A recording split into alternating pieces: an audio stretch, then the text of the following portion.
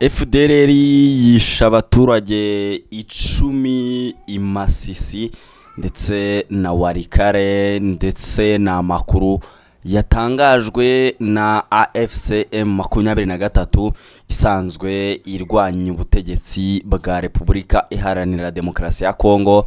Ni amakuru batangaje, gusa si iyo nkuru yonyine iri kuvugwa, ndetse tugiye no kuba tugarukaho, kuko ndanakubwira ko wa mujenerali wo muri Wazalendo byari byavuzwe ko mu minsi yashize yishwe na AFCM 23 yagaragaye ari muzima, ndetse anagaragara ari kwishongora, ndetse ni bigana amakuru agaragara yuko atarapfa. Ni byinshi nyine tujye kuba tugaruka kuri izi nkuru. Nge nitwa Pasi Govinda, ngo ikaze cyane hano ni kuri The Quick Times News, kanda subscribe, like, share ndetse na comment kugira ngo ujye ubona amakuru agiye atandukanye The Quick Times News igenda ikugezaho, yaba aya politika, ya siporo ndetse n'ibindi bigiye bitandukanye. Guha ikaze.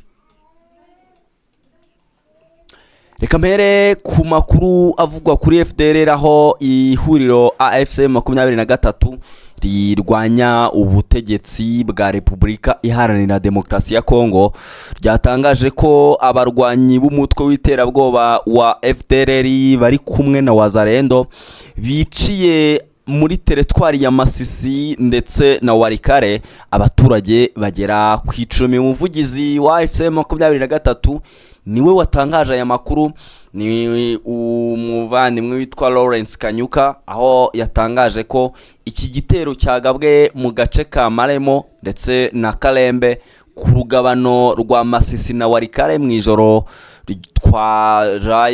twavuyemo rwose mu ijoro ryakeye ku itariki ya 24 Gicurasi, ngo ni ku munsi w'ejo nyine ku cyumweru. Lawrence Kanyuka yagize ati muri Maremo bisha abasivile 3 bakomeretsa 6 ndetse banashimuta umuyobozi waho. Ubu kugeza uyu munsi ibyamubayeho ntibiramenyekana. AFCM 23 kandi yatangaje ko nyuma yo kuva muri utu duce FDLR ndetse na Wazalendo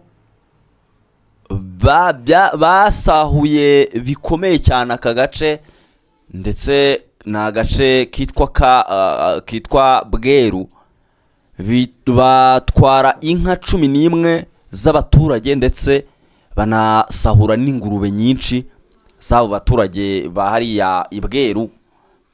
Ndetse iri huriro rya AFCM 23 byatangaje ko nubwo leta ya Repubulika Iharanira Demokarasi ya Kongo, leta ya RDC yari yaremereye gusenya FDLR, ikomeje gufasha uyu mutwe w'iterabwoba iwuha intwaro, ndetse ikanayobora ibikorwa byayo ndetse n'ibya Wazalendo. Uyu mutwe ndakwibutsa ko FDLR ugizwe n'abasirikari bamwe na bamwe, akenshi rwose hafi ya bose basize bakoze jenoside mu Rwanda. Rero bakanavuga ko igitero cya FDLR muri Maremo na Kalembe kije gikurikiye ikindi cyagabwe muri centre ya Bambo muri teritwari ya Rucuru mu gicuku cyo kuwa 18 Gicurasi, aho bishe umusaza w'imyaka 77 witwaga Nzirorera Nsekuye, ndetse icyo gihe ngo banabashije gushimuta abandi baturage 2. Ubwo nyine murabyumva ko FDLR ndetse nabo bafatanya ntago babaye boroheye abaturage.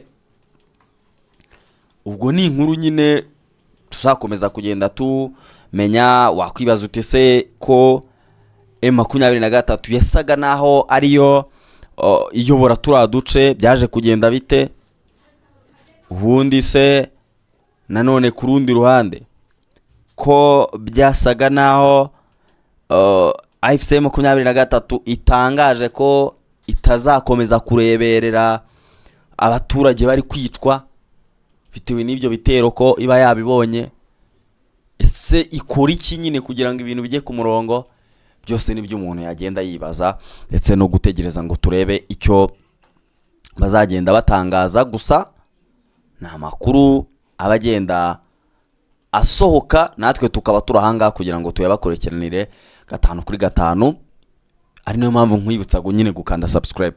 Rero tuvuye kuri iyo nkuru twerekeze kuri wa mujenerale wo muri Wazalendo byavugaga ko yishwe na AFC 23, wongeye kugaragara ari muzima ndetse anagaragara ari kwishongora.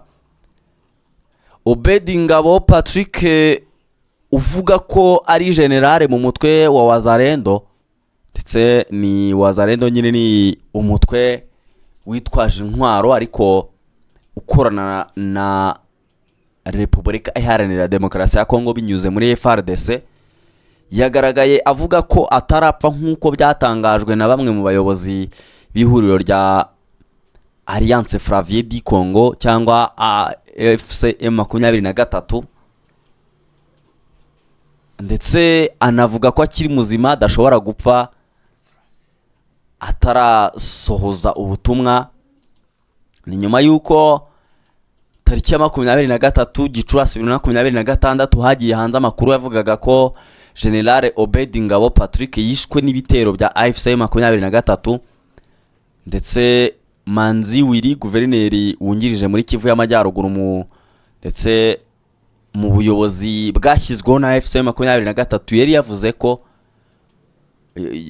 mu magambo yari yatangaje icyo gihe, yari yavuze ko kuri uwo munsi isi ngo ari nziza cyane ndetse ngo idafite ubwoba kubera ko ngo badafite abiyita ba generale.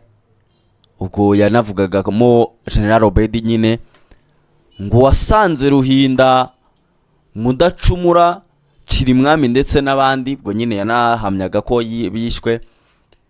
Amakuru rero y'urupfu rwa General Obedi kandi yari yanagarutsweho n'umunyamakuru Steve Wembi ukurikiranira hafi ibibera mu burasirazuba bwa Repubulika Iharanira Demokarasi ya Kongo, ndetse ibingibi bikaza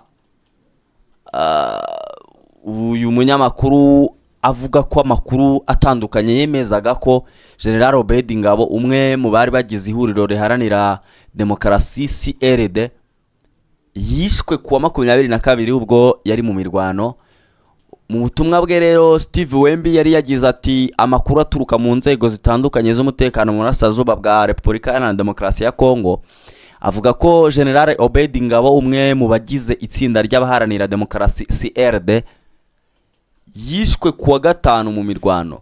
General Obedi Ngabo Patrick ni mu butumwa bw'amashusho bwagiye rero hanze kuri wa 24 ubwo hari ku munsi w'ejo mu ijoro, yanyumuje amakuru y'urupfu rwe avuga ko akiri muzima.